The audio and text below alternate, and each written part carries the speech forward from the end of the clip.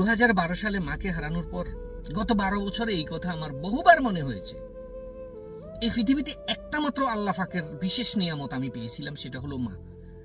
নিঃস্বার্থ, নির্ভেজাল, নিখুঁত একজন মানুষ সন্তানের জন্য, সে হলো মা। নিজেকে উজাড় করে একতরফা ভাবে দিয়ে যায়, নিজের জীবনের আশাও করে না, সে হলো মা।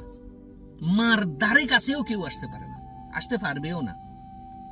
কোনো না কোনো ভাবে মানুষের ভিতরে কোনো না কোনো ভাবে কোনো না কোথাও না কোথাও আপনি পেয়ে যাবেন কোনো স্বার্থপরতা আছে, উদ্দেশ্য আছে, মতলব আছে। মার মধ্যে নেই। মার একটাই মতলব, সন্তানটা।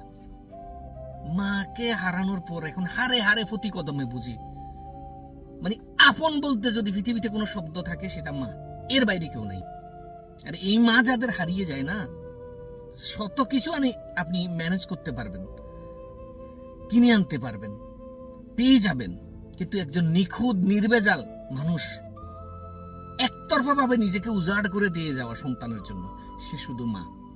পৃথিবীতে কোনো মানুষ মায়ের ধারে কাছেও আসতে পারে না। তো যাদের মা জীবিত আছে একটু খেয়াল করবেন, হারিয়ে গেলে তার কোনার কোনাও কেউ ফিল করতে পারবে না, 2%ও ফিল করতে পারবে না। মানুষ হাজার কোটি পাবেন, কিন্তু নিখুঁত, নিঃস্বার্থ, নিজেকে উজাড় করে দেয়া সন্তানের জন্য আর কেউ নেই। আছে মা।